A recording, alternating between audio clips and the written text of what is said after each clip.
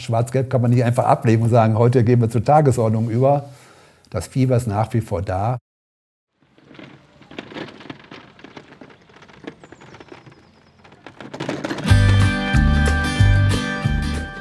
Wir sind beim TuS Holzen Sommerberg. Dienstagabend, Training der D2-Junioren. Und die haben einen prominenten Trainer. Burkhard Segler, einer der großen Borussen der 70er Jahre. Unter den Jungs, die Segler trainiert, ist auch sein eigener Enkelsohn Till. Er hat auch ein bisschen nach Fußball gehen, er ist Torwart nur, aber letztendlich, sage ich mal, spielt er auch leidenschaftlich gern Fußball. Und so ist es entstanden, dass ich jetzt seit knapp 6 Jahren Trainer bin dieser Mannschaft, ne, und sie von der F-Jugend an, teilweise von der G-Jugend an, bis zur F-Jugend, jetzt bis zur D-Jugend begleitet habe. Ne, und ja, ist einfach schön. Segler ist mittlerweile 71 Jahre alt und immer noch gesund und fit. Dennoch wird er seine Trainertätigkeit nach dieser Saison beenden und endgültig in den Fußballruhestand gehen. Die Älteren werden sich noch erinnern. Vor 50 Jahren beginnt die Karriere von Burkhard Segler als wieselflinker Angreifer in der damals zweithöchsten Spielklasse. Ja, als ich Torschützenkönig geworden bin in Osnabrück, hatte ich viele Angebote gehabt. Herbert Sandmann, der damalige Fußballobmann von Borussia Dortmund, der hat viele Spiele an der Bremer Brücke gesehen, auch viele Auswärtsspiele. Der hat zu mir Kontakt aufgenommen. Leider spielte Dortmund damals noch in der Regionalliga West, ne?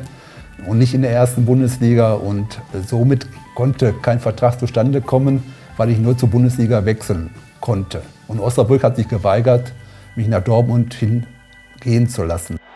Und so geht es in den Süden.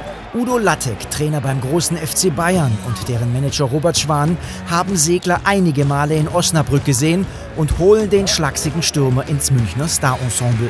Nach 6 Wochen in der Vorbereitung mit Beckenbauer, Meier, Müller und Co. stellt sich aber heraus, echte Liebe ist und bleibt eben echte Liebe. Ja, ich muss sagen, mein Kindheitstraum war immer der BVB. Ich hatte als Kind, sage ich mal, früher noch Predikel Wasser, ne, da war ich 7 Jahre alt, als ich den erstmal habe spielen gesehen. Ne. Und da war ich immer so beeindruckt von. Ne, und der BVB hat ja auch, sagen wir, unheimliche Erfolge gehabt. 63, letztes Mal Deutscher Meister auch geworden. Ne. Und dann Europapokalsieger der Erste. Ne. Und von daher, sage ich mal, hatte ich das so in meinen Kopf festgesetzt, da möchtest du eines Tages mal spielen. Ne. Und letztendlich, nach langem Drängen auch beim Robert Schwan, ne, habe ich den so weich geklopft, in Anführungszeichen, dass er mich hat gehen lassen und nach Dortmund verkauft.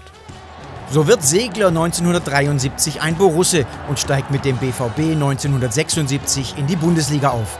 Auf dem Weg dorthin erzielt er das erste Pflichtspieltor für Borussia Dortmund im neuen Westfalenstadion. Pfeilschnell, Schuss- und Kopfballstark, torgefährlich und mit einer Pferdelunge ausgestattet.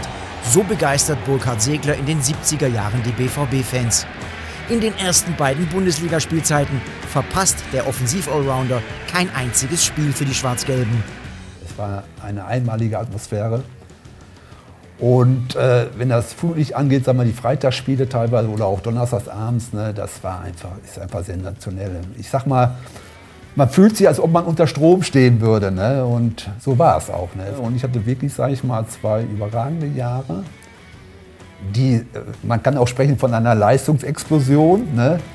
Es war wirklich, sagen wir, einmalige Erlebnisse. Ne? Und da zerrt man, sage ich mal in Anführungszeichen, noch viel lange Jahre später. Ne? Aber es war schon eine sehr, sehr schöne Zeit. Zumindest bis zu jenem Tag, als Udo Lattek Trainer beim BVB wird. Jener Mann, der ihn einst zum FC Bayern geholt hatte und der, kaum zu glauben aber wahr, jetzt tatsächlich eine persönliche Rechnung begleichen will. Ja, also er kam und sagte, Burkhard, siehst du, man sieht sich im Leben zweimal. Und schon beim ersten Training gab er mir zu verstehen, wir haben ja eine Amateurabteilung und du wirst erst mal die nächsten paar Wochen bei den Amateuren mittrainieren. Ich habe erst gedacht, das wäre ein Witz. Aber Tatsache war, dass ich wirklich dann bei den Amateuren mittrainieren musste. Und er hat mir das sehr zu spüren gegeben, dass ich seinerzeit von Bayern München ohne seine Einwilligung gewechselt bin nach Dortmund. Okay, ist kein guter Zug, aber man musste damit leben. Unter Lattek kommt er in der Folgesaison nur noch auf 19 Bundesligaspiele. 1979 wechselt er zum Zweitligisten Viktoria Köln. 3 Jahre später beendet er seine Profilaufbahn. Es folgt die zweite Karriere, knapp 30 Jahre als Angestellter der Deutschen Bank. Mittlerweile ist Burkhard Segler längst pensioniert, das schwarz-gelbe Herz aber ist geblieben. Ja, ich bin ja nach wie vor Mitglied, bin auch schon über 25 Jahre Mitglied, mittlerweile über 30 Jahre schon. Ne? Von daher, schwarz-gelb kann man nicht einfach ablegen und sagen, heute gehen wir zur Tagesordnung über. Das Fieber ist nach wie vor da. Im Grunde wäre die Geschichte hier zu Ende. Wäre da nicht noch ein ungewöhnliches Missverständnis aufzuklären? Leider im Laufe meiner Fußballkarriere ist mein Name immer wieder falsch geschrieben worden, obwohl ich meinen Ausweis auch einigen Reportern schon mal gezeigt habe, dass das wirklich amtlich ist mit GH und nur mit D am Ende und nicht mit DT. Es war einmal, als die kleinen Bilder rauskamen früher, da hat man auch meinen Namen falsch geschrieben gehabt. Und so ist das im Google, ne, dass man, wenn man nachfragt, Burkhard Segler, ne, immer mit K geschrieben, obwohl das verkehrt ist.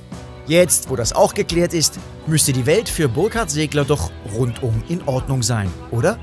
Also ich muss ganz ehrlich sagen, ich habe alle meine Kindheitswünsche erfüllt. Noch machen, ein gesundes Leben führen noch. Sehen, wie mein Enkelkind groß wird. Das wär's noch. Ja.